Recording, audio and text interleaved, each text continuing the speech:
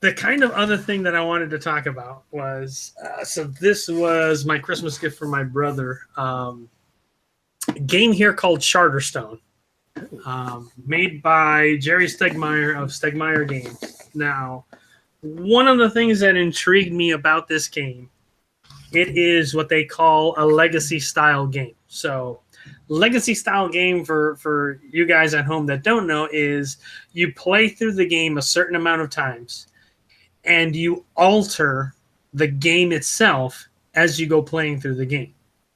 Now, the way that you alter the way that the game you play is in the game itself, there's cards that have stickers on them.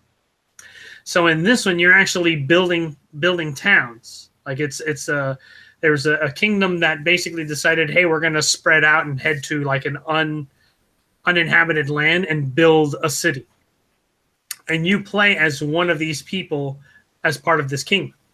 So as you go playing, you choose like, ooh, I want to build this building, and you literally peel a sticker off of this card, and it goes stuck down onto the board, and that's now a permanent spot on the board. What's really neat about it is I've seen two types of legacy games. There has been one like this where it alters the game itself and you play a certain amount of games, but then after you're done with that, it now becomes a permanent game that those are the spots on the board. And this one is a worker placement game, so it becomes a worker placement game that you can play with this now created board. What's really neat is the board itself is double-sided and it's the exact same board. You can actually purchase a refresh kit. So as you go playing, any cards that you use and all that you're taking out of this main deck, you put it into what's called an archive. And when you get this refresher deck, you now know every single one of the cards that you've used, and you can now put that back in the main deck and you can play a second time, which is really neat.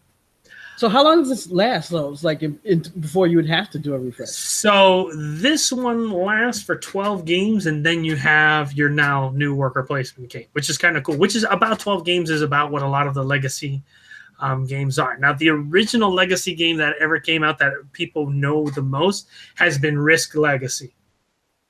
So what's neat about Risk Legacy is that one's actually 15 games long.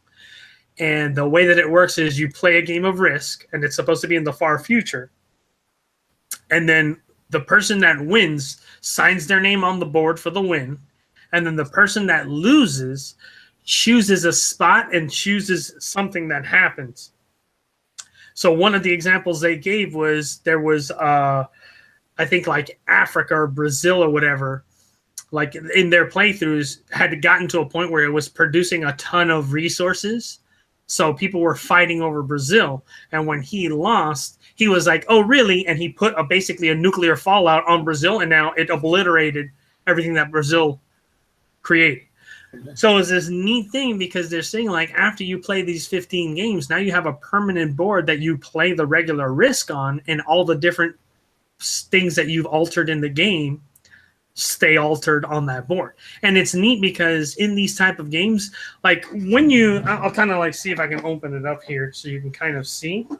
What's neat about the inside of this game is everything essentially comes in these little like boxes. And the game essentially tells you this is when you open these boxes. So I have no idea what's inside these boxes. Like, I know what are in these boxes because these are the characters that you play. Here's my main deck of the game. Here is where I have the components. But these little boxes here, I have no idea what's inside of them. And these little boxes may or may not be revealed to me as we play the game, depending on what happens in the game. So it's really cool that you know that there's stuff in there, but you don't know what's in there.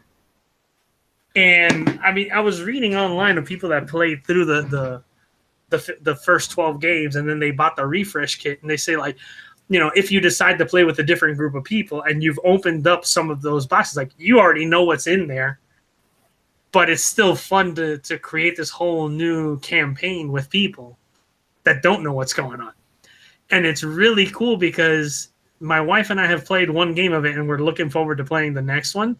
And we've already added in stuff into the game that if you were to play the first game of this, you may not get that in your game. Oh, nice. And what's neat is as you go adding these different things, like the rule book actually has squares that are blank. Then as you go adding these new components and aspects to the game, you start sticking stickers in the rule book that now explain what's part of this game. I've never actually played a Legacy game, and just hearing you explain it sounds pretty awesome. It's just amazing that at tabletop games there's so much variety, because people that don't know would think, oh, it's how much fun could you have with tabletop? There's probably only a couple of different things you can do, but no. With all the different games I've seen people play, collect, seen online, it's like, it's really fun, and I see why it's made such a big resurgence where people are actually, buying all these tabletop games and even going to like cafes and conventions to play these games. Yeah. And the cool thing is, like, I sat there and I didn't realize it, but this guy Jamey Stegmaier of Stegmaier Games, they literally have 5 games that they've released. Of the 5 games, Jamey Stegmaier has designed 4 of the 5. Those 4 games that he designed, I own. And this guy, you got to check your Windows. You just got a notification. This guy knows how to make games. And I have one of his games that I have yet to play, which is Scythe, which was a huge game last year at Gen Con. And he, on New Year's Day, announced a new expansion that's coming out for it that's going to create a legacy type of thing for Scythe. And what's really neat is the way he's designing it is he's going to design it where you can literally take all the stuff that you discover in the game, put it back into the boxes, and replay it without having to buy a refresher kit. So you can essentially keep playing this legacy type style of Scythe over and over and over and over again. And it doesn't mess up anything on the board. Because that's the only downside I see to this right now is I can sit there and play the 12 games, because right now it's my wife and playing, and there is a way to add players in and take them out while you're playing. So if I have a couple friends of mine that come over and they say, like, hey, we want to play, and I can add them into the game, and then if they leave and my wife and I want to continue playing, there's a way to automate how those characters play, so they're technically playing. But when you look at it, like, if I would to say there's only a downside to it, is I can only really play it twice as far as doing campaign wise, and then I have to basically buy a whole new game to do it. But I want to, like, it's gotten to the point where I've played this guy's games, all but one of them. Technically all but 2, but the second one that his company came out with, he didn't design. So I'm like, I don't know, like, I may play it. I've heard good things about it. But I so want to, like, just reach out and see if we can interview him, because, like, I will sit there and say, like, there are very few, like, board games that I have that come from the same company. There's only one other company that I have, like, a bunch of their games, which is Tasty Minstrel Games, but they don't specifically have one designer that they work with. Like, they just get basically fun games of different designers that are making these games. And when you look at it, this guy, Jamey Stegmaier, not only runs this company, but he's designing these games. So it's amazing. Like, I will sit there and tell people, like, you cannot go wrong getting any Stegmaier game. And his design ideas are unbelievable. Like, I think, other than this one, I've heard Scythe is really good. I haven't played that one yet. But I have another one of his called Europa, which it's almost like 1984, the board game. And it's a worker placement game, but the idea that he came up with for this is your workers are dice.